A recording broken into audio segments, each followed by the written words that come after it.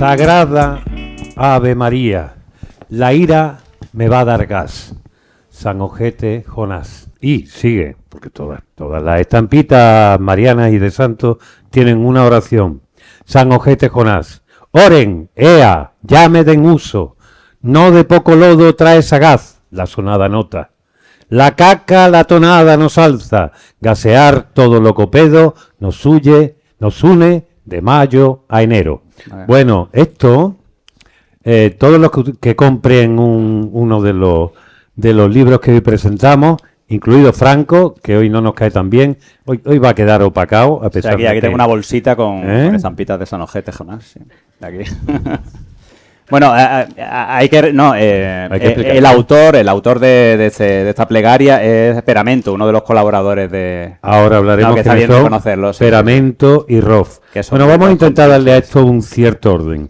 Ya nos conocéis ustedes y lo hemos intentado hacer palindrómicamente, pero no hemos atascado en la presentación. Y digo, bueno, vamos a ver lo que hacemos. Hay una cierta coincidencia que tiene que ver en que hace un año, ahora, estábamos presentando el Franco anterior y hoy Franco ha crecido, esperemos que no en voto, pero ha crecido realmente y hoy presentamos dos libros, porque este muchacho se tira tiempo haciendo las cosas, pero tiene una gran producción.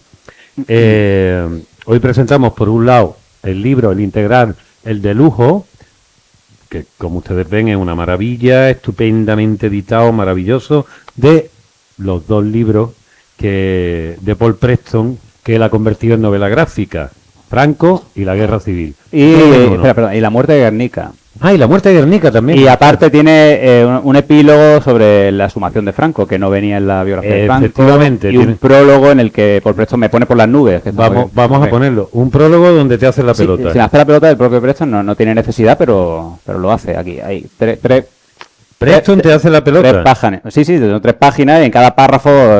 Oye, ¿cuánto ha ganado Preston? Suelta mi nombre. ¿Por ti? Pues yo creo lo mismo que yo, exactamente lo mismo. Yo creo. Mismo que tú, y ya lo había ganado antes. Por no hacer nada, salvo escribir motretos de 1000 páginas. Claro, a ti ya o te hacen una película o un documental con lo que tú hayas hecho, o no vas a ganar por derecho tocándote las narices.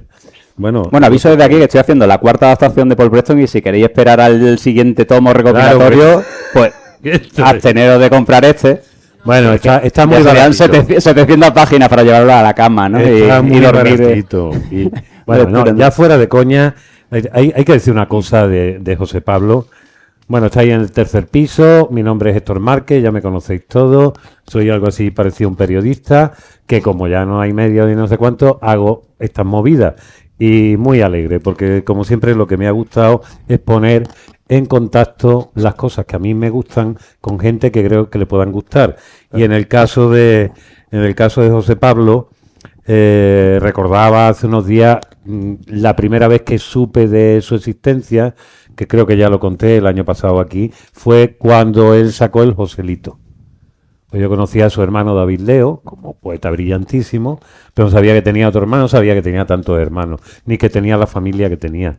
Y entonces cuando sacó el libro de Joselito, yo que soy de una época anterior y bastante fan del mundo del cómic, de la historieta gráfica, del dibujo, de hecho es lo que yo quería ser de chico, dibujante de cómic, bueno, pero después tuve otras ganas de hacer otras cosas, en fin, eso no importa. Él hace la adaptación aquella en novela gráfica de la historia de Joselito. Y ahí demuestra una capacidad única a la hora de ser autor e historiador y referenciar a la historia del cómic constantemente. La labor que ha hecho él, tanto a la hora de adaptar novelas o ensayos en un formato gráfico y centrándose específicamente en muchas partes de la historia de España, y después como autor, contando sus propias historias, pero referenciando, es única en la historia del cómic español y probablemente en la historia del cómic. Hay muy pocas personas, hay personas que han hecho cómics que, digamos, metacomiquero, que es decir, se refiere a sí mismo. como Scott McCloud cuando cuenta la historia de los cómics y tal, pero lo hace desde un diseño, desde un estilo, él solo. Sin embargo, él tiene la capacidad de convertirse en una especie de fantomas de Mortadelo, decía, porque por tener un personaje patrio, ya saben ustedes que Mortadelo, cuando quería conseguir algo o cuando las cosas se ponían chungas o simplemente cuando le apetecía, se disfrazaba de las cosas más inverosímiles. Y él se disfraza de autores y de personajes de cómics que han hecho otros y que probablemente, si no fuera por gente como él, hubieran caído en el olvido. Porque muchos de los... parte quitando algunos, pues yo que sé, como Hergé o Quino, con personajes, o Uderzo y Goscinny con Asterix, algunos cuantos, la mayoría de los personajes del cómic o de la viñeta, de la historieta gráfica, han estado casi siempre condenados a ser muy importantes en la memoria de las personas que convivían con ellos y después se han disuelto. Porque estaban hechas para el momento. Sin embargo, él ha intentado siempre recordarlos, darle su valor en los libros que ha hecho de alguna u otra manera. Eso ya lo hacía, como decía, en la historia de Joselito, donde imitaba distintos estilos de cómic de manera cronológica a la medida que contaba la historia del pequeño ruiseñor. Una historia fascinante, por otra parte, y muy patria. Hoy, como decimos, yo creo que Franco ya está más o menos contado. ¿Quieren ustedes que le contemos algo de Franco? ¿Saben quién fue? ¿Cómo terminó? Bueno, pues ya lo saben más o menos. Y tal. Un libro estupendo, por otra parte. Y algo que él está consiguiendo, creo yo, es, y no sé cómo lo ha logrado, o simplemente si te ha tocado o tú das morcilla por debajo, que están logrando que hagan ediciones buenas de novela gráfica. Quiero decir, todas las ediciones tuyas están muy bien cuidadas dentro de los formatos. No sé si eso es algo que tú dices, no, que pasen por aquí o te sucede. Me sucede. Te sucede. O sea, que tienes potra. Y en el caso de... Sí. No, ha sido potra, bueno, he también buscado porque yo ya sabía que Outsider era, en ese sentido, solo salen virguerías de... O sea, no sé, a poco que conozcáis, yo es una editorial con la que siempre quería publicar, pero como que no me atrevía a presentarle nada porque lo que yo hacía veía que no se adaptaba a su línea editorial. Pero de lejos me parece, no porque sea el último libro y tal que saco con ellos y tal, y no es por hacer la pelota, por si acaso Ata llega a ver este vídeo, me parece de lejos la mejor editorial de España. O sea, tanto por la línea que siguen como por el material que buscan y por el mismo que ponen en la edición. Cosa que editoriales más grandes, pues también, o sea, tanto los de Penguin tienen mucha calidad los libros que sacan, pero no hay tanto amor en cada... En las grandes editoriales hay que reconocer que el amor no existe, existe otra cosa. Existe amor por el billete y si alguien lo convence y tal, pero estas pequeñas editoriales que no deben editar mucho al... Uno de estos es mío, que es el que voy a coger. Yo lo que no me explico es cómo sacan esos precios tan competitivos, ahora que están los libros por las nubes y tal, pues con... O sea, haciendo libros de tapadura, con lomo de tela, con... ¿Tú no me habías dedicado un libro? Sí, te he dedicado uno, sí. ¿Dónde ha ido a parar? Pues será uno de estos 5. ¿Será uno de estos 5? Ah, no te lo llega a dedicar nunca. Ah, no me las has dedicado. No, vale, Héctor, es imposible de palindromear. Vale, es que la dedicatoria también tengo que... ¿quieres hacer palíndromos? Sí, con los nombres. Con el tuyo va a ser imposible, porque no hay. Hombre, no. Héctor Roth, Héctor, no. Palindrotira. Vamos a contar la historia de las palindrotidas. Bueno, aquí antes están viendo ustedes que hemos querido poner unas cuantas...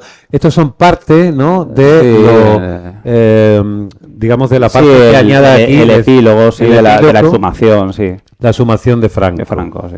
¿Cómo ha sido? Porque ahora, una cosa buena que sí podemos es hacer un poco de recorrido. Cuando lo presentamos aquí, recién acaba de salir el libro, el año pasado. ¿Cómo ha sido el recorrido? Porque tú tenías al principio...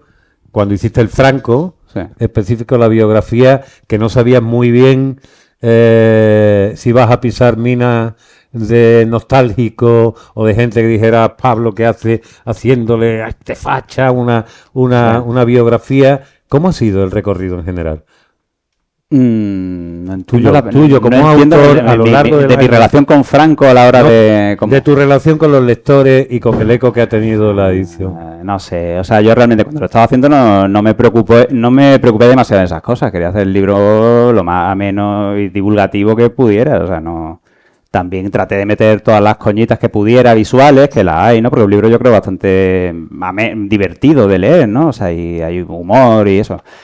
Pero tampoco me preocupé demasiado porque yo pensaba que iba a quedar claro el enfoque, ¿no? O sea, al tratarse de una adaptación de una obra de Paul Preston, pues se sabe perfectamente de qué palo va este señor. Bueno, si la gente no sabe quién es Franco, pero claro, que sepa quién es Paul Preston. Yo pensaba que iban a haber críticas por un lado muy fuertes, pero por el otro no, jamás pensé que iba a ocurrir lo que ocurrió hace, el año pasado, que no hace falta que lo recordemos. Porque... Bueno, recordemos un poco, hagamos un Chicas de Oro, que tal. No, ¿qué sucedió? Que hubo gente que sí que pensó que el libro se trataba de un blanqueamiento de la figura de Franco. Vaya. Entonces ya de entrada ya como que...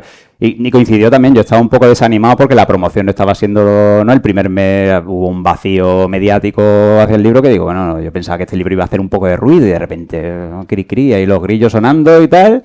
Y la primera pieza que me hacen para el telediario, pues se montó un follón, pero en el sentido contrario al que yo pensaba que iba a ser, pero bueno. Pero no quiero volver a hablar, ya. Terminó Franco. Ya hablamos el año pasado de esto, ¿no? Vamos a las palindrotiras. Sí. Bueno, las palindrotiras, que obviamente yo supongo que esto lo consideras tu obra más personal hasta ahora. Y además llevas trabajando un montón de tiempo en ella, y para contar algo de las palindrotiras yo creo que es mejor que aquí te tenemos. Bueno, esa foto nunca existió. Esa foto ya, esa del hijo del chofer, y lo que he hecho es pegarle la portada. Porque me pidieron una foto con el libro posando, pero todavía no tenía nada. Ya, el año pasado me mandaste una foto bien. Es siempre la misma, ¿no? Ya se ha convertido en un... Sí. En una especie de manierismo tuyo. Vale. Aquí tenemos la portada, donde vemos ya de antemano una de las cosas que él va a hacer, que es apropiarse del dibujo y del estilo de algunos maestros. El primero, Jane Harrigan. ¿Jane era? No, como... Era George Herriman. George Harrigan. Herriman, sí. Herriman, aquí tenemos el auténtico autor de La Gata Loca, Crazy Cat. ¿Vale? ¿Se acuerdan ustedes que aquí lo veían en unos dibujos animados cuando decía, oh, es mi héroe? Y siempre era el ratón Ignacio, que estaba hasta las narices de esa gata. Sí, es el primer personaje no binario de la historia del cómic, porque la gata, aquí lo tradujimos como la gata loca, pero era un gato, dependiendo... ¿Realmente era un gato? Si era gato o gata, no estaba definido, ¿no? Y además le gustaba la caña. Le gustaba la caña. Sí, estaba enamorado del ratón y el ratón le solo pegaba ladrillazos, así. No, claro, esta obra es muy importante, una obra fundacional del TVO, porque de ahí han nacido todos los personajes que son ratón, animalitos de tal, todos los slapstick han nacido todo de Tommy Jerry, Mickey Mouse, todo esto han nacido de este personaje. Aparecieron de Herriman. Bueno, y aquí no solo tenemos, aquí tienes otra cosa que es el daba la zorra o daba la zorra arroz a la abad, que es un palíndromo, digamos, clásico. El palíndromo. Es el palíndromo. A ver, es que hemos cogido para la portada como los personajes por antonomasia del cómic, o sea, tienen 110 años estas tiras, y el palíndromo como más célebre, pero dado la vuelta también. Hemos hecho una especie de perversión de ambas cosas. Le hemos dado la vuelta al palíndromo. En este caso es la zorra la que le tira el arroz al abad. Y nada, y de ahí el palíndromo resultante es mucho más perfecto que el de Dávale. Nadie dice Dávale nada. Exactamente. No, pero en cambio daba la zorra arroz a la abad forma como un bifronte perfecto de daba la zorra es un bifronte de arroz a la abad exacto, o sea, no, y es mucho más bonito. Y luego y tú has añadido el arroz de allá, sí, porque lleva 100 años. Bueno, 100 años no. Este palíndromo, el primer registro que es de 1837 en un periódico. Alguien hizo como un recopilatorio de varios palíndromos y tal, y aparece ese, pero se cree que es mucho más antiguo. O sea, que la pobre zorra lleva ya comiendo arroz, 300, 400 años, perfectamente. Entonces, la portada es como una reacción, ¿no?, a esa dieta tan restrictiva, y dice, bueno, yo ya quiero parar de comer tanto arroz, y hay más palíndromos que descubrir, ¿no? Y abrir las páginas de este libro. Está revelando. Sí. Y está exigiendo su manumisión. El otro que tenemos aquí, evidentemente uno de los grandísimos autores del cómic, la ilustración española, que es el Gran Max, con uno de sus personajes de los últimos años, que es Bardín, el surrealista, y que no hay nada más surrealista también que... De hecho, los surrealistas trabajaron sobre el palíndromo Eso no lo tengo yo estudiado. Sé que trabajaban mucho sobre el cadáver exquisito. Sí. Pero sobre el palíndromo no. Pues no lo sé, porque los palíndromos ya son surrealistas, el 90% son muy surrealistas. Son imágenes que surgen de palabras que se unen simplemente porque son el reverso de una de otra y se crean imágenes muy sorprendentes y tal, que es una de las gracias que tiene. Para que no lo sepa, porque esto nos están viendo además desde el canal de YouTube, nunca digo esas cosas. Y después me dicen la gente, dilo, como también me dicen los patrocinadores que diga de vez en cuando su nombre. A mí se me olvida, pues yo tengo esos problemas que tengo con la gente de los bancos y tal. Pero sí, la Fundación Unicaja, y ya está mi compañera diciendo así con la cabeza, no tiene remedio, así te va a ir la vida, así me ha ido. Bueno, Fundación Unicaja, gracias a ellos yo tengo algún dinerillo para que se puedan hacer estas cosas. Entonces, cuéntale a ellos, que ya lo sabrán todos, sí, tus amigos y familiares, lo que es un palíndromo, pero quien no lo sepa y te esté viendo, ¿qué puñete es un palíndromo? A ver, palíndromos son aquellas palabras o frases que se leen igual al derecho y al revés. O sea que sí, son frases capicúas o palabras capicúas, que también hay palabras como anilina. ¿Cuándo aparece el palíndromo? ¿Cuándo? El palíndromo aparece en el siglo III, parece que me está pasando la lección en un examen oral. El siglo III antes de Cristo, posiblemente en Alejandría. Y había un grupo entre ellos Sótades, parece ser que Sótades fue el primero, pero había un grupo de poetas que se reunían para hacer frases capicúas. Okay. Eso es. Y el propio Sótades fue condenado por culpa de estos palíndromos. Hizo un poema satírico a Ptolomeo II cuando se casó con su hermana. Y fue condenado, bueno, lo encarcelaron y tal, y lo tiraron en una caja de plomo al mar. Ahí se cuenta en el prólogo. Atrévete, ahora sí, tú. Ahora. Listo. A ver ahora cómo. Y claro, yo en el prólogo del libro, pues creo como una falsa historia. O sea, esto es una antología, para el que no lo sepa, esto se llama antología del cómic palindrómico, pero realmente no hay ninguna tradición de palindromismo gráfico vamos, no. Hay algunos casos, claro, yo no soy el primero, ni mucho menos. No soy el primero en el mundo, porque claro, es que el otro día descubrí y me dijeron que esto ya existía, y hay un dibujante americano que se llama John Allí, que sí que ha publicado 3 libritos, pero realmente son viñetas, o sea, son palíndromos ilustrados. Vale. Él no en ningún momento ha creado una secuencia partiendo de un palíndromo, que es lo que hago yo. Ahí no, sí que creo que soy el pionero mundial. Eres el pionero, eres el mundial. O sea, ahí sí que... El Benjamin Franklin del palíndromo. Que quede claro, ¿no? Por si algún listillo dice, mira, o sea, hay libros de palíndromos, que no. Y en España hay un dibujante muy bueno que se llama Juan Berrio, que sí que se dedica a ilustrar, muy aficionado a los palíndromos, pero que yo sepa no es creador de ellos, porque si no formaría parte del Club Palindromista Internacional, del que yo soy miembro.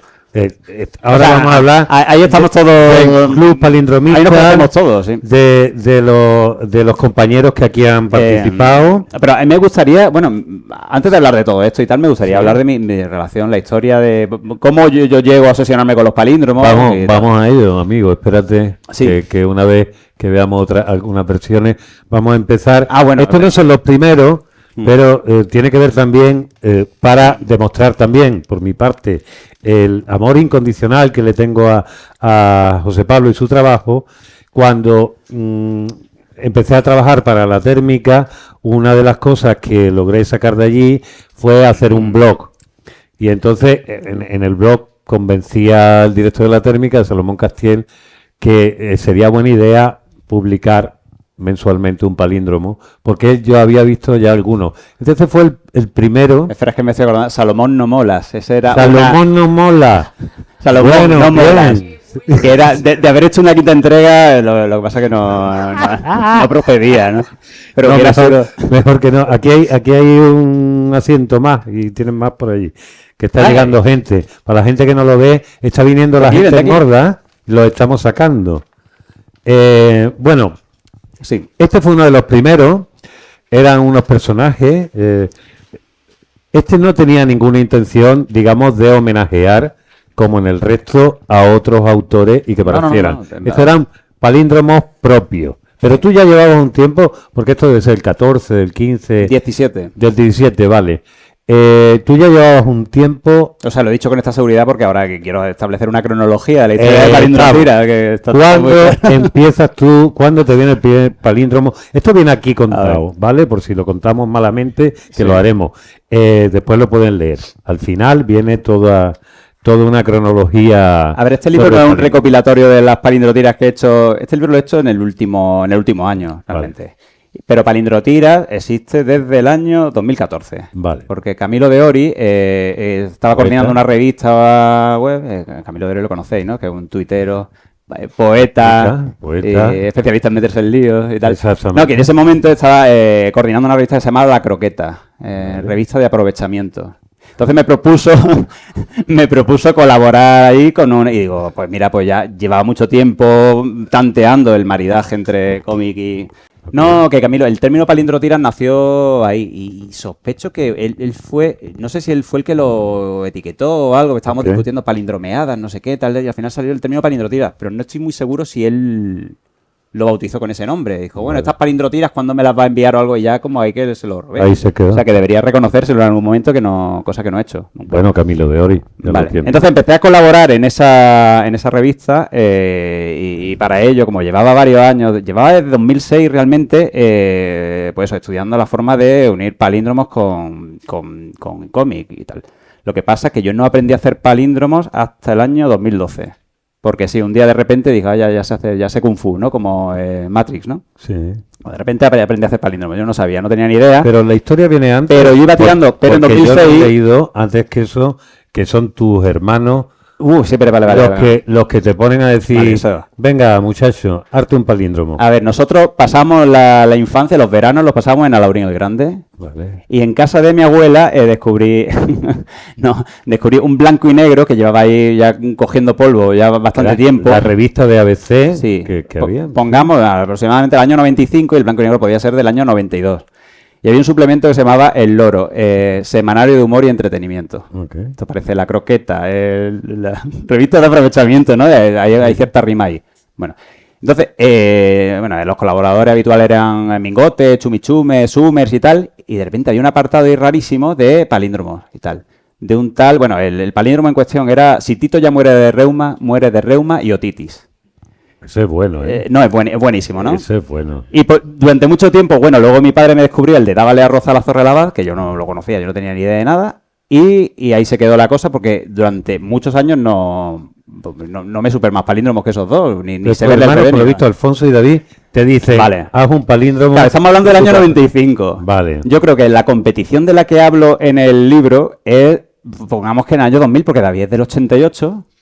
No podía, con 7 años no iba a ponerse a... que sería capaz porque era bastante espabilado. Pero la competición consistió en que los tres nos pusimos a hacer palíndromos. Yo era incapaz de hacer nada, de verdad, yo era un inútil. David no sé lo que hizo, pero mi hermano Alfonso, que ha ido a llevar a mi tía Marilo al aeropuerto y no ha podido venir por eso... no es que quería, me hubiera hecho ilusión que estuviera aquí presente porque iba a hablar bien de él. Claro. Hizo un palíndromo memorable...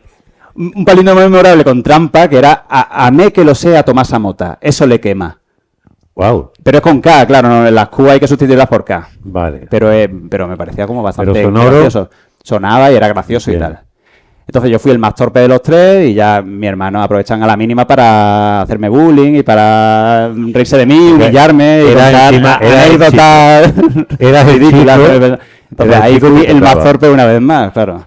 Y eso se me quedó ahí como muy adentro y varios años después pues ya aprendí del resentimiento y de la frustración. Del resentimiento y la venganza sale este libro. Sí. Completamente. Sí. Por eso empiezo a contar en el epílogo, cuento la historia de mi relación con el palindromismo y empiezo por ahí porque es el origen de todo. Esto tiene una película y la gente acaba así. Luego, 2006, dame un salto a 2000, esto sería el año 2006. Digo, voy a hacer palíndromos, no sé, los palíndromos siempre estaban por ahí porque me causaban como una fascinación, que supongo que es la misma fascinación que le produce a todo el mundo cuando descubre esto, que dice aquí, porque tiene como la canción de, lo que decía la canción de la moda, porque tiene ese algo misterioso, ¿no? Sí. Que daba miedo a Leonardo y a mí, que no sé, el otro día descubrí que era un filósofo suizo, ¿no? Bueno, que tiene algo muy fascinante, ¿no? Como un hálito mágico, una cosa aquí, y digo, yo quiero aprender a hacer palíndromos para desvelar ese misterio, ¿no? Pero sigo sin desvelarlo. Y nada, en 2006 hice unos palíndromos malísimos que era Salomé me molas. Y ahí sabes que Salomón no mola. Claro. Y otro que era Pirata me mata, RIP. Y entonces dibujé a un pirata pegándole un sablazo a otro, ¿no? Y luego, en fin. Con eso hice 2 viñetas, pero yo seguía sin saber hacer palíndromos. Hasta que en 2008 descubrí el recopilatorio de Víctor Carbajo, que es como la Biblia de los palindromistas, ¿no? ¿Quién es Víctor Carbajo? Víctor Carbajo es el pianista de Alberto Cortés. Vale. No, pianista, yo creo, de la última época de Alberto Cortés, pues un señor que no es muy mayor, tendrá 60 y pico años, y es un antólogo, se dedica a recopilar todos los palíndromos que hay de la lengua castellana. Y ya va por 242.242. Wow. Siempre el número lo cuadra en un número capicúa. O sea, según el número hasta que la mitad son suyas. La gente le tiene mucha manía, de hecho nadie lo conoce. Le tiene mucha rabia porque se dedica a robar palíndromos de otro y a hacer miles de variantes, hasta que ya deja el terreno yermo. Totalmente, porque los que hacéis el palíndromo tenéis un poco una sensación, pues al principio ha sido un palindromista que utiliza el palíndromo ajeno. Hasta que de pronto has descubierto, hay un momento donde tú terminas descubriendo cómo se hace y ahí estás como los cantadores flamencos. ¿No? O sea, que ya eso es tuyo, ya tu palíndromo. Pero yo tardé mucho en hacerlo. 2008. Descubro el recopilatorio del Carbajo, le llama a todo el mundo, el Carbajo. Lo descubro. Y entonces digo, pues voy a leérmelo entero. Por entonces eran muchos menos, serían 80.000. No había hecho 250.000, pero tenía 82.000, pongamos, 82.300, bueno, da igual. Tenía una cantidad también absurda de palíndromos, me lo leí entero y empecé a seleccionar los que más gracias me hacían, con la idea de crear una narración así medio coherente en la que los personajes solo hablasen con palíndromos y tal, y los textos de apoyo fuesen palíndromos y todo, un universo cerrado, palindrómico. La historia se llamaba Amar dará honor a varón, Amar dará honor a varón o hará drama, ¿no? Y eran 3 páginas que presenté al Málaga Crea. Y no sé si ha venido Idígora, no le he pegado el toque, ¿eh? Joder, pues ya decirle que habla de él. Bueno, lo repetimos, rebobinamos ahora, para que lo vea en los mejores momentos. O cuando llegue decirle, ha hablado bien de ti, a mí que lo sea Tomasa Mota, ¿no? Le podemos gritar. Te presentaste al Málaga Crea. Málaga Crea, vale. La obra, entre los miembros del jurado estaba Ángel Idígora. Y fue gracias a él, porque la obra la leyeron y no entendieron nada, diciendo, ¿esto qué pasa aquí? Porque pasa algo, o sea, realmente hay una historia, pero no tiene mucho sentido que hablen tan raro todos los personajes. Y nadie entendía nada y como que lo desecharon. Y luego Idígora dijo, vamos a ver, Idígora no me conocía entonces. Y dijo, vamos a ver, y dice, coño, si son palíndromos toda la tal, y gracias a él me dieron el premio. Y la gente dijo, palíndromo, ¿qué es lo que es? Eso pasó, y él le explicó lo que eran palíndromos. Pasamos de 2008, que fue esto, 2009 que me dieron el premio, a 2012. Aprendo a hacer palíndromos de repente, ¿no? Y me pongo a bombardear a todos mis contactos de Facebook con palíndromos que eran una birria, realmente. Te llegó la luz como esa mojete. Pero fue como mi aprendizaje y tal. Vale. Eso. 2014, Camilo me propone eso y digo, pues voy a volver a mezclar los cómics con los palíndromos y hago realmente fueron 4 o 5 páginas las que hice.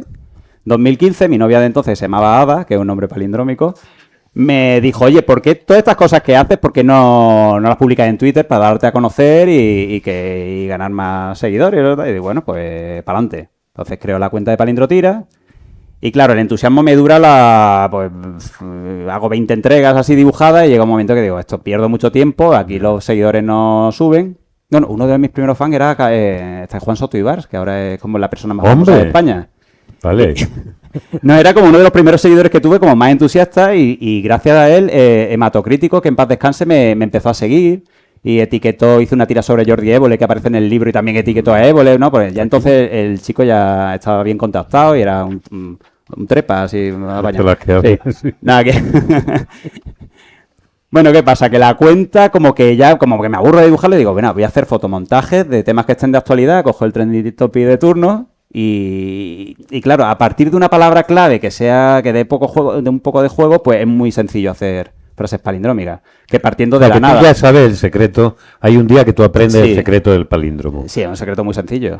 O sea, te tuviste un montón de tiempo porque nada. O sea, el secreto es ir leyéndolo todo al revés. O sea, Y llega un momento que ya sabes qué palabras te sirven y cuáles no. Chupao, o sea que tú hablas como, aquí un palíndromo, como o sea, los personajes... Que mi falta de atención, ¿no? Cuando tú me estabas presentando, por favor repíteme la pregunta, era porque también me ocurre con las conversaciones, que hay palabras que de repente ya como que... Sí, porque cuando yo te conocí la primera vez eras más atento. Ahora digo, tío, sí. ¿Estás tomando algo? ¿Estás zumbado? O sea, que es culpa del palíndromo. Es culpa del palíndromo todo. Hay como una degeneración palindrómica. O sea, que cuando pasen 5 años, como continúen esto, cuídenlo ustedes, porque es que lo veo hablando como los de Twin Peaks.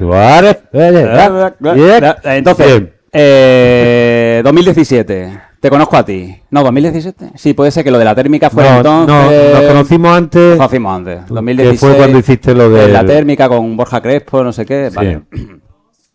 Vale. Vale, la cuenta de Palindrotiras, pues empezó, yo creo, por esa época, 2017, empezó a ganar popularidad y tal, porque empezó a seguir la Vigalondo, Mato Crítico, Miguel Noguera y todo. Y como que había una serie de famosos que me retuiteaban siempre. Y ya como que la cosa fue creciendo hasta los 4.000 seguidores o así. No, que lo mismo es poca cosa para otros, pero para una cuenta de esas características, la verdad es que es bastante meritorio, ¿eh? Bueno, fue además a pico y pala todo y tal. Sí, sí. Y bueno, mira, ahí está mi hermano. A mí que lo sé, a Tomás Amota. Eso le quema. No, acaba de llegar. Que hemos hablado de ti. Un aplauso para el hermano. ¿Qué consumidación ha traído el pequeño aquí hoy? Así nace todo. Y no sé. Te puedes sentar aquí, ¿eh? ¿Y qué pasa? 2017. Sí, ya tenía 8.000 seguidores o así en Twitter. Sí, un montón de seguidores. Y en prensa, claro, todos los periodistas se van de vacaciones, ¿no? Quedan los becarios. Y un verano me dedicaron como 3 o 4 reportajes a la cuenta de Palindrotiras. Vale. Creo que fue en el Confidencial. Aquí Víctor Gómez, de aquí de La Opinión, también uno, que después lo rebotaron a toda prensa ibérica, ¿no? No, Vocento, prensa ibérica. Sí.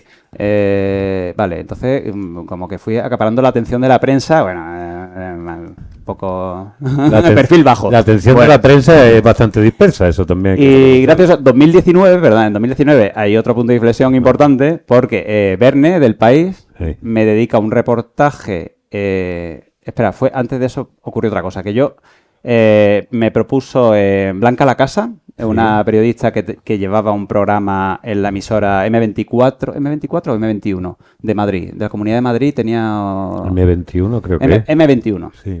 Era una emisora madrileña y tal, el programa se llamaba La Flaneadora y dedicó un programa a lo inútil, ¿no? O creo a lo no sé qué. Y dice, oye, ¿por qué no nos mandan lo inútil? Los palíndromos son una cosa totalmente inútil.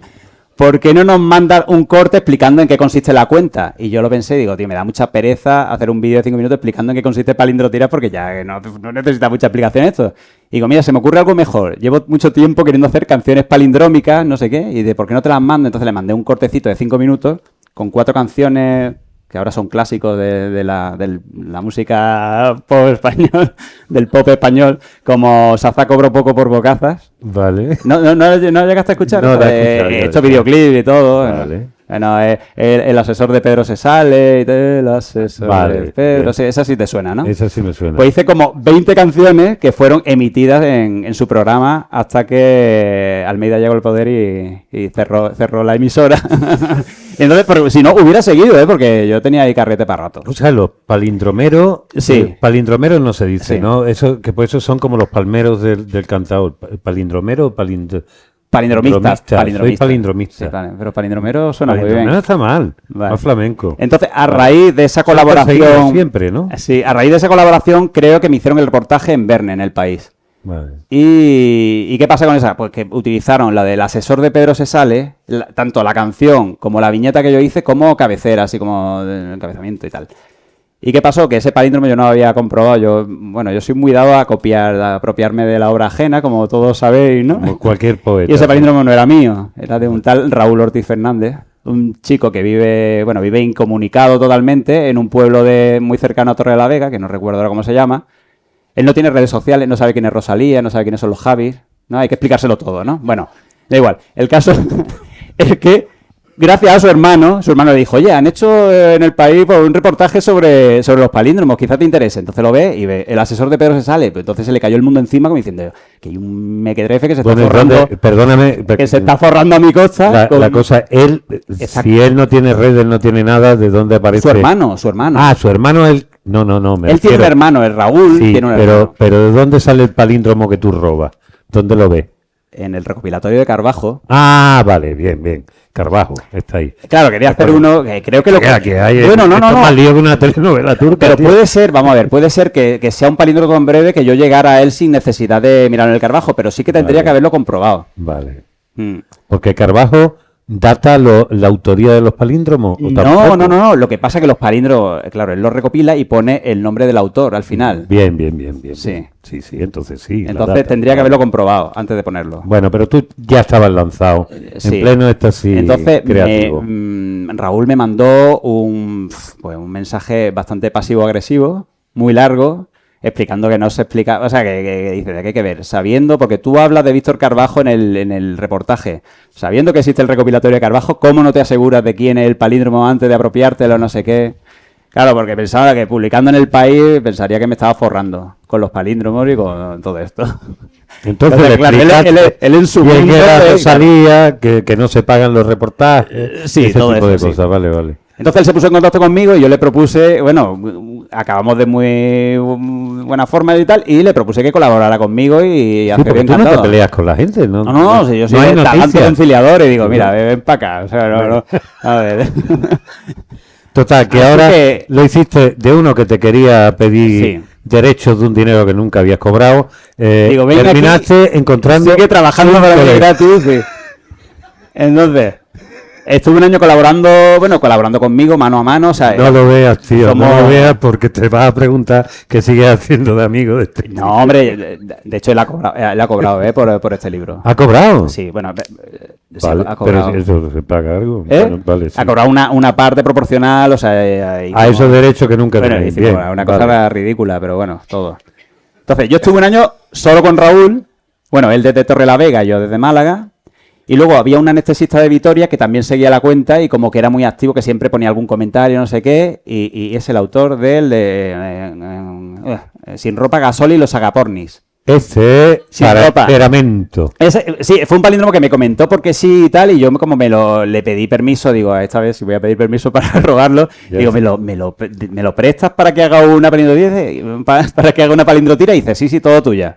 Entonces se convirtió en la palindrotira con más likes de toda la historia de... Sí, en el epílogo lo cuento. Aquí está el dibujo. Aquí está el dibujo de... Aquí está el dibujo, pero originalmente era una palindrotira con imágenes. Que aparece en el epílogo, sí. Que aparece aquí, ¿vale? Aquí, sí, yo ya sabía que había ahí un hit potencial, entonces hice la tira, en efecto tuvo muchísimo éxito, y ya no hizo falta decirle, oye, ¿sigues colaborando con nosotros? No, ya inmediatamente ya fue uno más y no... Pero es que de palindrotiras. Hablas de hit, de viralizar, de pelotazo, tío, de una cosa que leí 4, con perdón, 4 no. Ya, ves que no son 4. No son 4. O sea, somos cerca de 198. Somos cerca de 100 miembros del Club Palindromista, pero realmente aficionados al palíndromo habrá más.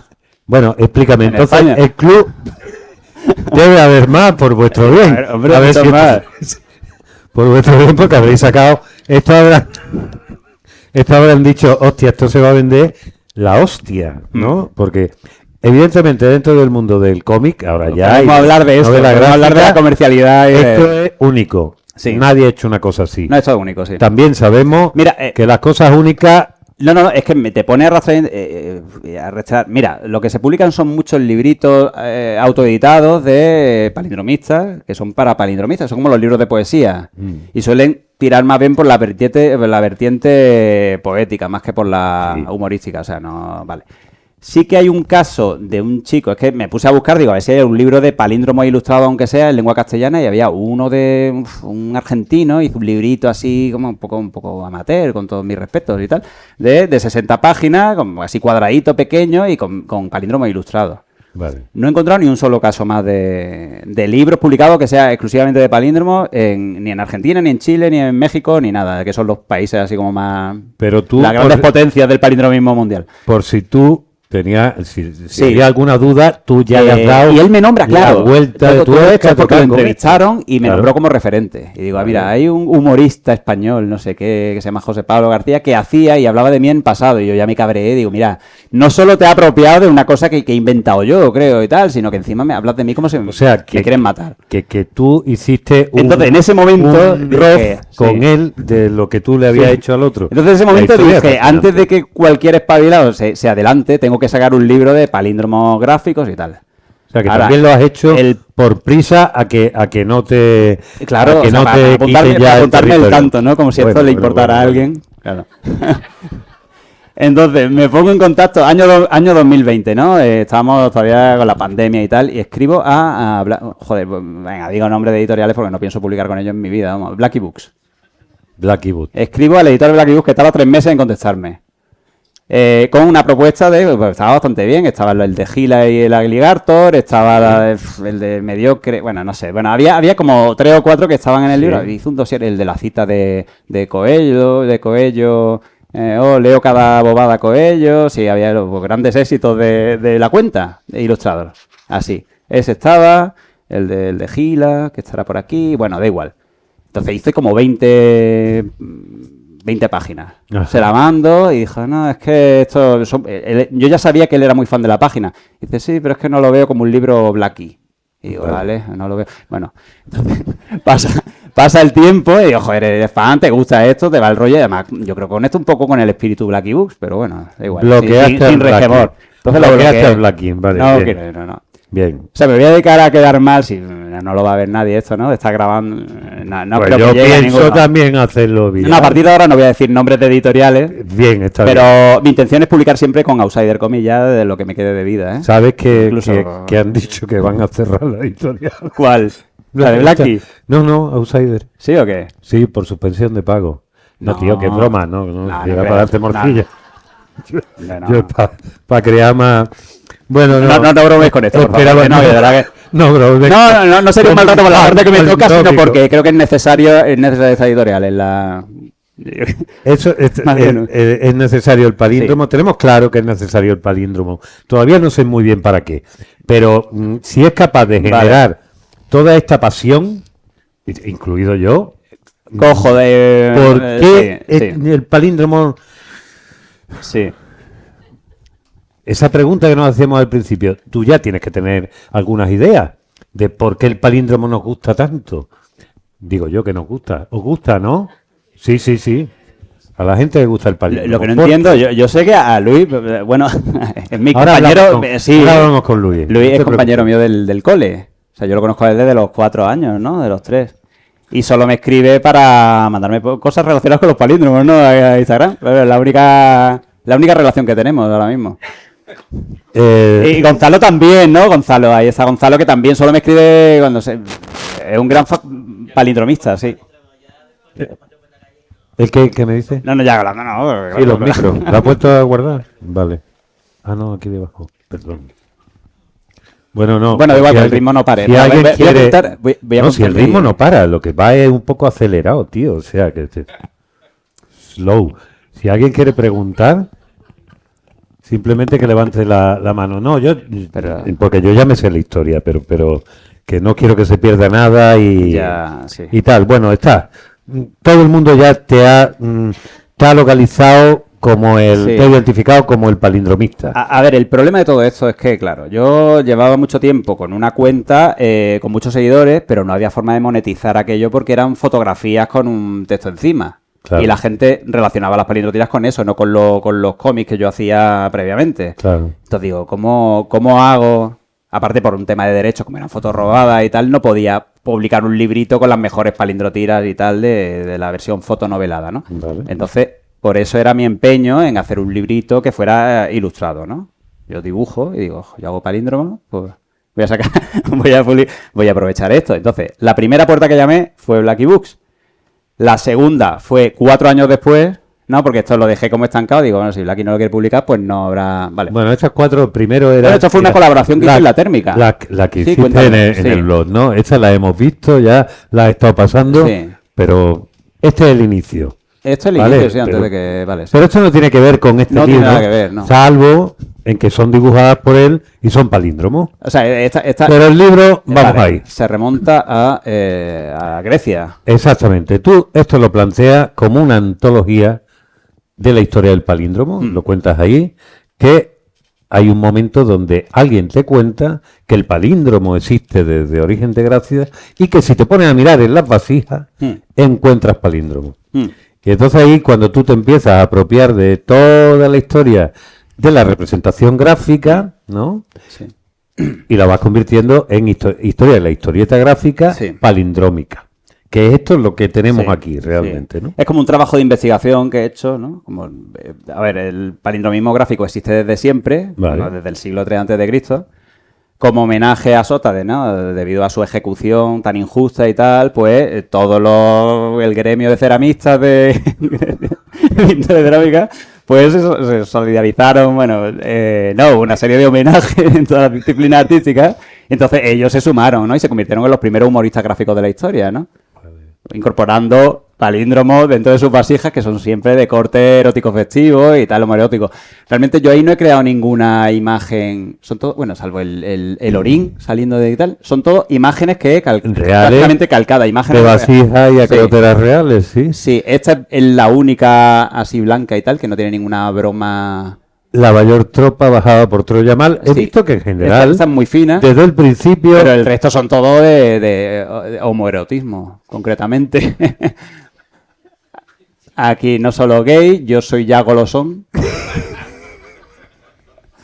Veo que además hay una serie de temáticas que se repiten a lo largo de la historia. Sí.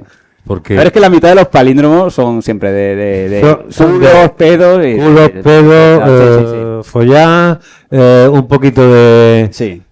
Y un poquito de política. Siempre ha sido así. Eso ha sido así desde la época de Sótades, además. Okay. Porque él lo llamaban Sótades el Osceno.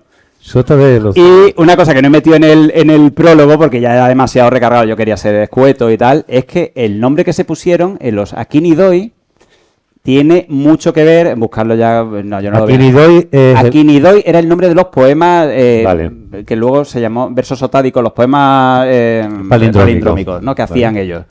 El nombre con el que etiquetaron el invento está muy relacionado con ciertas actividades que realizan muchos los griegos en el campo de batalla y tal. Vale, actividades en el campo de batalla, después, antes, durante... Más por parte del pasivo, creo que es el miembro pasivo de esa... Ah, vale, de la relación homoerótica, estás hablando. Algo así. Vale, de un griego... el Aquinidoi, pero está el nombre de Aquinidoi. El nombre de Aquinidoi. Ah, vale. Pero no tiene que ver con la sonoridad. O sea, Aquinidoi. Le den un poco. Aliquindoi, no tiene nada. Vale. No. Entonces, los palíndromos siempre han estado muy relacionados con el tema obsceno y es verdad que hay como una... Yo creo que por la propia naturaleza del palíndromo hay como una tendencia a hacer este tipo de frases. Pero no porque se busquen y tal, sino porque son muy sencillas. Básicamente porque es un juego. Supongo que esto está hecho como una especie de juego, además de un juego... Pero, un retruécano... ¿no? Y que te terminas metiendo con alguien, ¿no? Puede ser. Bueno, aquí tenemos esto, otros más, hay varios más aquí. Sí, a ti Mileto no te limita, esa es buena, tío. Sí, esa es buena porque parece muy fina y no lo es, ¿no? Eso tiene ahí un trasfondo un poco turbio. Allá cola emerge, la sacas alegre, méalo, calla. Bien. No, pero es que en el fondo con los palíndromos le está sacando la cara realmente a, digamos, la actualidad y la humanidad. Se estaba pensando a cosas, en este caso por lo menos, que se miran con una cierta solemnidad porque pertenecen a la arqueología, al pasado, al arte, y olvidamos que en muchísimos casos tenían una utilidad bastante más humana y más cercana que...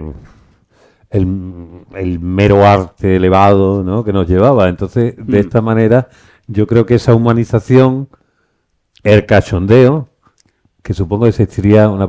Bueno, aquí hay varios saltos. Hay muchos frentes abiertos. Son muchos frentes abiertos.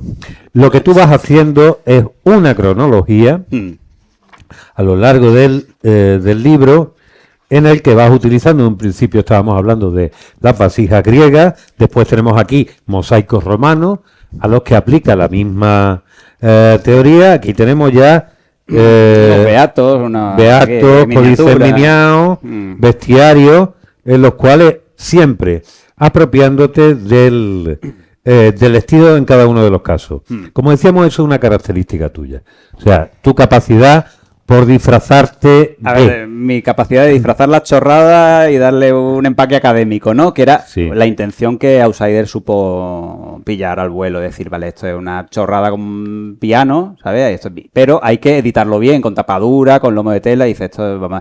Y vamos a ir al tema de la contraportada para reforzar un poco ese carácter académico. A insignes divulgadores de cómics, pues le pedimos que hiciera una reseñita, ¿no? Le mandamos un PDF. Y aquí están Gerardo Vilche, Elisa McCausland, Álvaro Pons, Noelia Ibarra y Pepo Pérez, que es malagueño. Y con mucha amabilidad pues nos escribieron aquí una cosa que sí que viene bastante al caso de aquí de...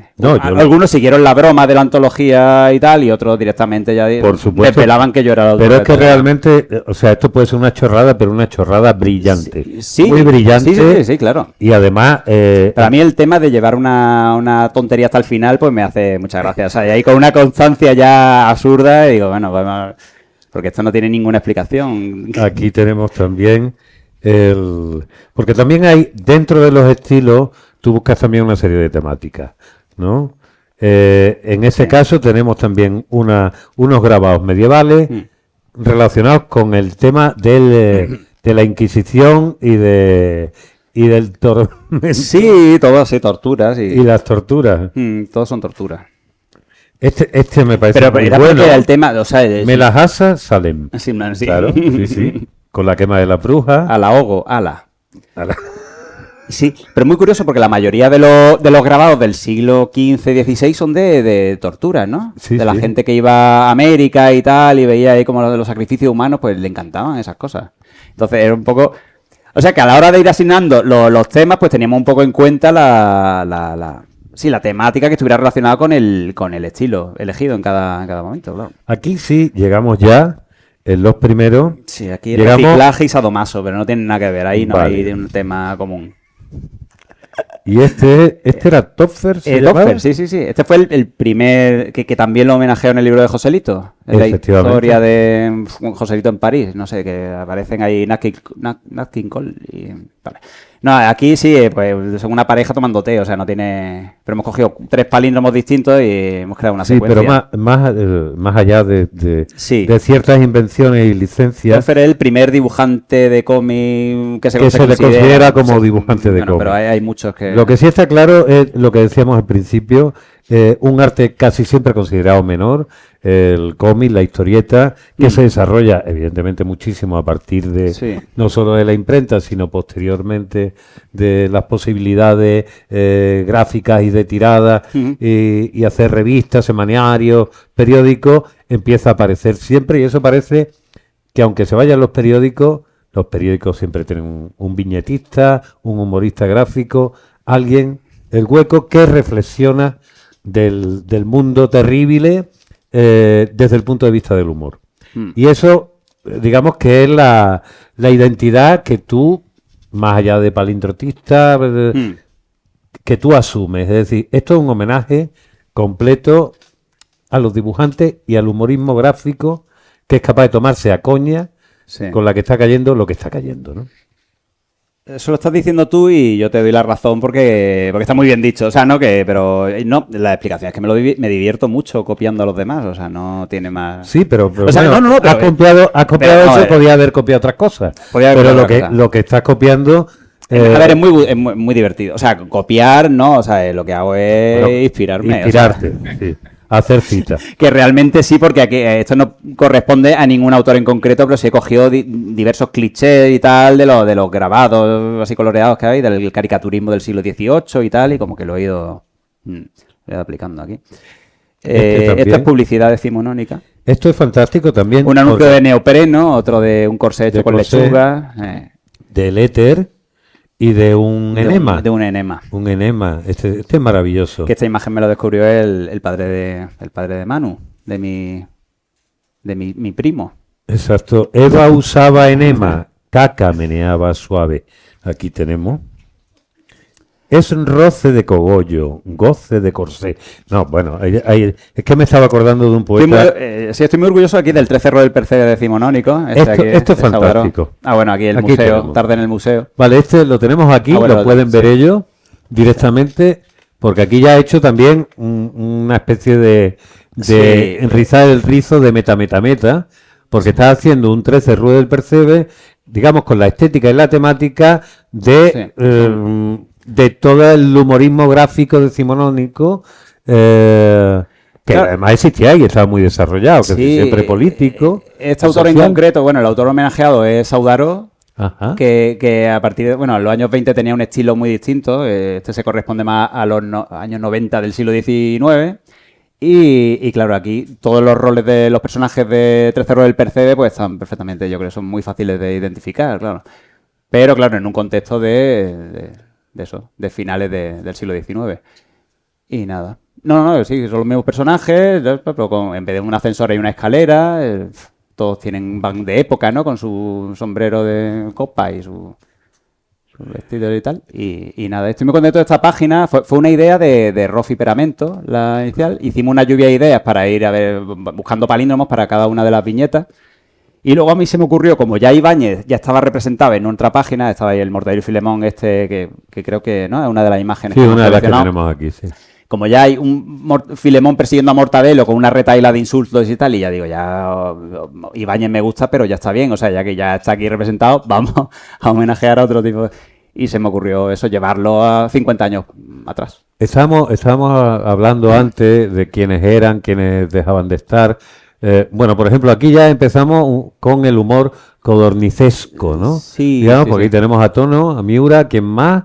Digamos la referencia. Bluff y todo eso, bueno, hay una serie de autores que son buenísimos todos. Caíto me encanta. Caíto. A mí mi receta favorita de esa época es Gutiérrez. Pues sí. No lo sé si es más bien Tono, no lo sé. Es que ya ahí me pierdo con las referencias ya, sí. ¿Tú has querido tener, digamos, algún tipo de referencia enciclopédica al ver que se iban sumando? A ver, la idea de este libro era hacer como un catálogo, o sea, como un muestrario de todos los estilos de humor. Claro, esa es la premisa, pero luego es imposible de cumplir, claro. De todos los estilos de dibujo humorístico que se me ocurrieran y tal. Que fuera lo más completa posible, y me he preocupado de que estuviera todo representado, sobre todo todas las épocas. Ya luego, claro, hubiera tenido que hacer un libro mucho más gordo si quería ser justo, ¿no? Porque he dejado fuera un montón de cosas que me gustan, claro. Y he metido algunas referencias que no me gustan nada, de autores que detesto, pero eso no voy a decir quiénes son, pero bueno. Pero aparecen también. Bueno, para recordar, porque todo esto que estamos haciendo referencia, aquí estamos ya alrededor de los años... Esto sería los 20 y tantos, 20 y tantos, aunque Tono forma parte de esto es pre-Codorniz. Entonces, todo el humorismo gráfico que existe es anterior a que se creen las revistas. Vamos a dar el paso a la Codorniz. Vale, bueno, esto es el TVO, claramente.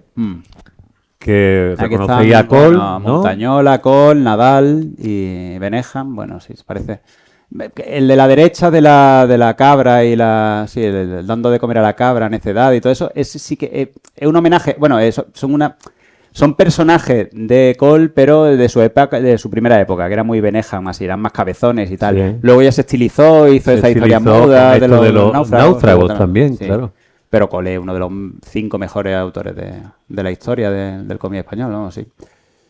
Pero eso es lo que te decía, que una de las cosas que más me gusta de aquí es básicamente esta especie de reclamo por la importancia a lo largo de la historia de unos personajes, de unas profesiones que, aunque han sido muy importantes, porque todavía recuerdo que a lo largo del tiempo...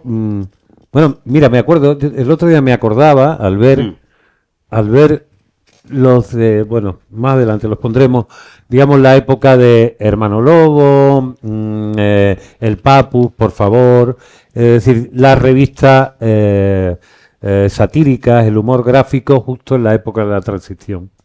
Porque en España la Codorniz dura desde el año 41, el humor se utiliza en muchísimos momentos por gente como Tono, Miura, Gila, que estaban allí, Álvaro de la Iglesia, escritores y algunos dibujantes, Azcona estaba por allí también.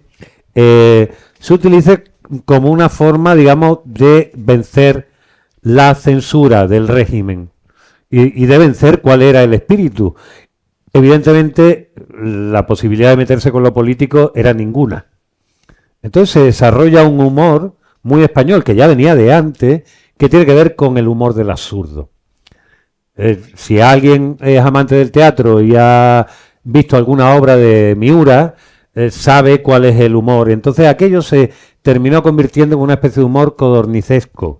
A finales ya de los 60 y de los 70, la codorniz empieza, al igual que la sociedad española, a enfrentarse cada vez más, desde el humor, al régimen político, a meterse determinados temas. Por eso tienen tanta importancia en la transición, surgen hasta 4 revistas, ¿no?, que eran Hermano Lobo, El Papu, Por Favor, la última época de la codorniz, no sé si me dejo alguna más por ahí, que duran muy poco. Es decir, la gran mayoría en el año 77, 78, 79 dejan de publicarse. Después aparece El Jueves, que aparece también a finales de los 70, que es la única que continúa hasta ahora. Entonces, eso, pero también en los tebeos, pero también en las revistas femeninas, pero también en los cómics, pero también en los periódicos, siempre había alguien que hacía una ilustración gráfica que leíamos, pero que después no le damos ningún tipo, digamos, de... La historia no le ha solido dar ningún tipo de importancia. Los que pertenecemos a estas generaciones de aquí sabemos la importancia que puede tener hoy el roto, como tuvo hace no mucho Máximo, como tuvo no hace mucho Gallego y Rey, como tuvieron... Es decir, toda esta gente que son realmente los que nos han enseñado a ver la realidad con una cierta esperanza y con una capacidad de resistencia a lo que está sucediendo.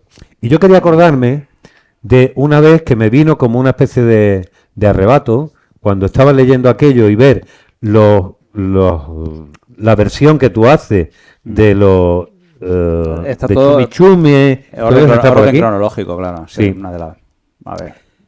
Me acuerdo de una vez que mi abuelo me llevó a una barbería a que me cortaran el pelo. Uy, pues... Y entonces, ahí. aquí estamos, ¿vale? Aquí tenemos esta parte. Aquí veis, los vamos a ver ahora, de todas maneras. Me llevó a una barbería a que me cortaran el pelo. Yo, mi mayor, aquí veis también una de las cosas que él hace, es utilizar la representación gráfica de la publicidad para hacer también sus versiones. Yo soy licenciado en publicidad, claro. Pues tú eres licenciado. Tenía que Decía que bueno. Sí, pero aquí esta niña, ese se parecía al que hacía de los de Quina San Mira, este se llama Pablo. Tenía un nombre como muy común, Pablo Gutiérrez o no sé qué, era un autor buenísimo. La de Abecrén, la de Coñac Magno. Y el otro era Estudios Moro. Estudios Moro. Y esto es publicidad, sí. Estos son de los anuncios de Danone, que salían unos chavalillos de ahí. Me han criticado por lo del... da igual. ¿Por qué? No, da lo mismo. Venga. No, pero el niño con el plato, da igual. Vale. Sí, y aquí... Aquí tenemos a Chumichume en algunas de estas. Recuerdo en la barbería, seguramente sería una codorniz, porque Hermano Lobo todavía no había aparecido, y mi abuelo sabía que me gustaba dibujar, me gustaban los tebeos, y mientras él lo afeitaban y a mí me cortaban luego el pelo, y después me echaban Floyd. ¿Se acuerdan ustedes del Floyd? Y yo iba... era en calle Sánchez Pastor, me acuerdo perfectamente. Y entonces para mí era como una entrada en el mundo de los adultos. Y recuerdo estar leyendo... Había chistes que yo no entendía. Pero me acuerdo uno que era del Chumichume, porque su tipo de trazo era en que había un montón de gente, él pintaba una especie de dictador con gafas oscuras, como una especie de Pinochet, y había un montón de gente diciendo viva, viva, viva, viva, y había uno mirando por otro lado, pobre, que decía muera. Entonces, a mí aquello me hizo mucha gracia, me hizo muchísima gracia. Después ya entendí lo que quería decir. O sea, la tristeza de que había una sola persona mientras estaban todos aplaudiendo al líder que se enfrentaba. Pero digamos que es el primer conato que tengo de una especie de juego de palabras en una viñeta solamente, porque antes me gustaban más los tebeos, ¿no? Que tenían una historia. Entonces, que tú lo hayas recogido todo aquello y dándole, por ejemplo, España me parece genial, pero es que además se parece mucho. Aire, caca, lodo. Te da de todo la cacería. Teniendo aquí una imagen de Franco. La morenidad da dinero mal. Bueno. Es que sé liderar robos o borrar ediles. Es decir, la capacidad de utilizar el palíndromo y ese arte que doblemente parece inofensivo porque es un dibujito y una palabra. A ver, es que una de las... Claro. Joder. Una de las... Que no.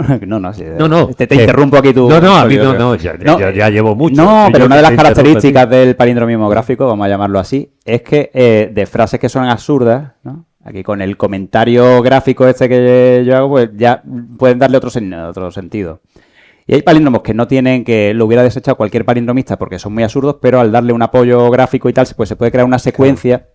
Y eso es algo que he aportado yo a la historia del... ¿Y hay algún momento donde tú te planteas un poco imágenes especulares, digamos, la idea de que la imagen palindrómica debería ser algo especular, es decir, que se lea izquierda a derecha la imagen en sí misma, me refiero. Sí, la última página son imágenes simétricas. ¿Por qué? Okay. ¿Te refieres a eso o qué? Sí, a eso me refiero. Sí, bueno, aquí yo sé también remate soy, ¿no? De la bomba atómica. Claro. Claro. Bueno, y ni freno para poner fin, ¿no? El propio misil el que habla y cae sobre una ciudad palindrómica, ¿no? Y ya dice, venga, vamos a acabar ya con esto. Como el final. No había visto ese detalle. Sí. Claro. Se nota que tuve que meter una iglesia para meter otra que fuera totalmente simétrica y se notara, ¿no? Y subrayar eso. Un homenaje al roto. Esto es un homenaje al roto, claro. Y dentro de toda la gente que has ido tirando, bueno, Gila estaba ahí también, que la gente, por ejemplo, allí va Ramón a reconocer a No.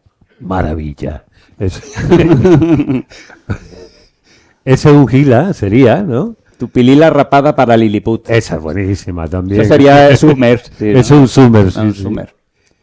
Hay Forger arriba. El Forger de arriba. La viñeta esta archiconocida de Ramón, ¿no? Sí. Serredil a Malide. Pero no está calcada, ¿eh? O sea, le hice una reinterpretación con otra del Peris también, que era copié cosas de dos viñetas. Hice ahí como un compendio. Entonces, claro, porque además estás viendo, realmente eran un poco las ideas de entonces, que es a lo que me refiero, pero está también todo el elemento del ser, claro, de la iglesia y toda una cronología que tú ya habías hecho con Joselito, que cuenta realmente la historia sociológica y de la mentalidad de España. Voy a contar el proceso o sea, un poco para explicar por qué, o sea, cómo ha salido todo esto. A mí se me ocurrió, claro, el libro lo iba a hacer yo solo cuando se lo propuse al de Blacky Books y tal, y me rechazó. Dije, joder, la unión hace la fuerza, Palindrotira somos 3 miembros desde hace unos cuantos años, pues podíamos coger los mejores palíndromos de cada uno de nosotros, los más graciosos, y hacer una selección y conforme a eso hacer un libro, ¿no? Pero claro, se me ocurrió, entonces me leí los 3.000 palíndromos de Roth, los 3.000 de Peramento, y hice como una selección por tema. Los fuimos clasificando por tema en un principio. No pensando todavía en estilos ni nada, porque la idea inicial es que todo iba a ser un batiburrillo con el mismo estilo, ¿no? Con un estilo así uniforme y tal. Pero llegó un momento que dije, yo esto no lo voy a hacer porque tampoco hice algunas pruebas y como que mi estilo así como que no era lo suficientemente gracioso y como que no tenía chispa la cosa, ¿no? Y dije, pues voy a hacer lo mismo que hice con Joselito, lo voy a hacer aquí.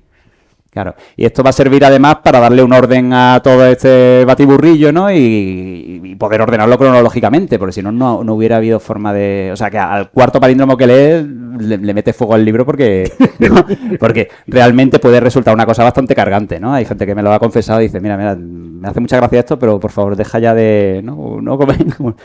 que esto es muy gracioso, pero me cansa, ¿no? Así que, vale. Ese fue el proceso. Para decidir al final. Luego, los palíndromos que clasificamos por temas, pues el estilo que elegimos al final, pues lo fui eligiendo yo, que era al final el que lo iba a tener que dibujar todo. Y entonces era el estilo que al leer la frase, qué imagen me evocaba, así, o qué autor, o qué estilo tal. y fui un poco asignando el estilo de manera intuitiva, así. Y un poco con la idea, así, todos los huecos que me quedaran de alguna época que no estuviera representada, y digo, mira, por ejemplo, bueno... ¿Cómo se llamaba? Sí, el autor es Quiraz. Vale. Por este dibujaba en el Ola, el Semana... Y ese de ahí es Nadal, y este es Peñarroya, tío, de una serie que hizo muy rara para una revista femenina, de femenino, unos personajes que duraron nada, vamos, hizo como 10 series y paró. Eran unas chicas así muy pijas comentando cosas así. Sí, pijísimas. Sara cenó pene. Ácidas. Rihanna Irene pone caras. Está fantástico. La morbosa me da yuyu. Y además obro mal. Y luego aquí matrimoniadas. Las matrimoniadas. Sí. Ahí cogí unos personajes de Nadal. También unas tiras que tenía de una pareja y tal. Aquí hago un repaso pues, a todos los presidentes, viñetistas de periódicos, sí, a Peridis, a Manuel Fondevila, a Guillermo, Peridis, lo tenemos aquí, Martín Morales, Ventura. Bueno, luego el de Franco y Carmen Polo, ese es realmente un estilo mío. El de los sotelos estos, boys y obsoletos, ese también no he tomado... Claro, que es otra de las cosas. La gente se cree que yo he tomado referencia en cada una de las páginas, pero hay veces no. Hay veces que eres tú hay veces mismo, que eso me producía tal desgaste ya de tal que digo, bueno, voy a lo primero que me salga. Con una referencia fotográfica, eso sí, pero no.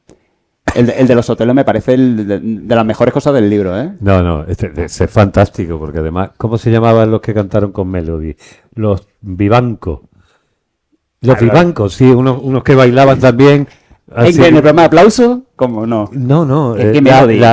Melody, la que se presentó a la Eurovisión, la del gorila. Los vivancos, no sé. Hubo no me estoy equivocando. Ella quiso ir. ¿Hay alguno que siga Melody en esta sala? Pero... No. Hace 4 días, los vivancos.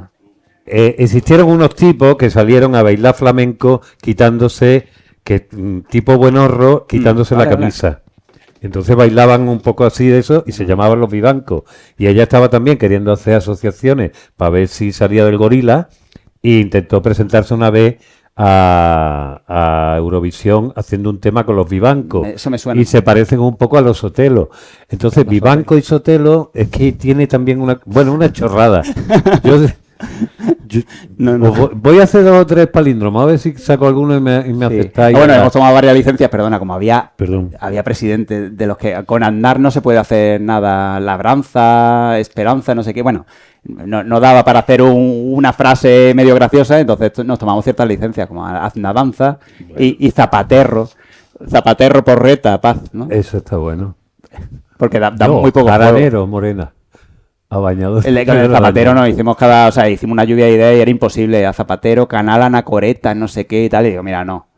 Porque la idea era presidentes del gobierno españoles y la moda. Entonces la idea era que cada uno, si hay siempre un tema, pues, tenemos un poco de toque los tres, ¿no? Y queremos que sea todo muy, muy estructurado y todo muy cerrado. Somos muy cuadriculados. Y... Bueno, aquí tenemos esta versión. Sí, bueno, esto es una barbaridad. De Mortadelo. Y como ya sabemos, la última viñeta de Mortadelo siempre era Filemón siguiendo a Mortadelo y llamándole aquellas cosas merluzo, ¿no? Y ese tipo de... Sí. Ahora tú... Azul remedo de pasa magra, amoral acabose, dodo, coco, lanar osoído, senil aborto, pelele, potro balinés, odioso, rana, loco... Codo de sobacal aroma, argamasa, pedo de merluza. Teníamos el merluzo. Y además en esta versión un poco Freddy Krueger vivoresca, que de nuevo es ir avanzando y haciendo referencias. A ver, esto... Estilísticamente he cogido la cabeza de Mortadelo y Filemón primigenio, que era muy distinto a los que son ahora, y luego en el cuerpo y en el aspecto visual, pues una cosa más tipo víbora y más... Sí, totalmente. O sea que no... Ese mezclado lo antiguo y lo moderno, ¿no? Oye, ¿y tienes miedo a esa cosa que estábamos aquí hablando? De que fuera del mundo friki y referencial que se muere por decir, mira, ha hecho un guiño no sé cuánto, de todas esas cosasitas que a los majarones como yo, pues nos gusta muchísimo, pero que el resto de la gente diga, España, No sé, yo creo que ya visualmente yo creo que llama la atención, aunque no pille la referencia, yo creo que se puede disfrutar igualmente, ¿no? Claro. No hace falta, ¿no? ¿Tú te imaginas a un niño, Pablo, ahora viendo esto sin tener ni puta idea de lo que está haciendo y quedándose de alguna manera como afectado por el virus y que dentro de 25 años... Es un poco la idea de ganar. Claro, porque además tienes algunos, por ejemplo, toda la parte escatológica. Aquí tiene 3 sobrepedos. Sobrepedos, eructos y ese tipo de historias. Son muy rebuscados algunos, ¿no? Algunos sí. En cara César aportó pedo de potro para secar acné. Eso sí. Eso no tiene ninguna ninguna base científica. Y una ¿no? chica, un espectáculo circense, una chica Aida Solana. Analosadía aérea. Sí. Aida Solana. Bueno. Lo de aérea se lo metí yo. O sea, este palíndromo ya existía. Lo de analosadía Aida Solana existía en el recopilatorio. Vale. Pero digo, joder, aérea es una palabra palindrómica, la meto aquí y ya esa variante ya me la asigno yo.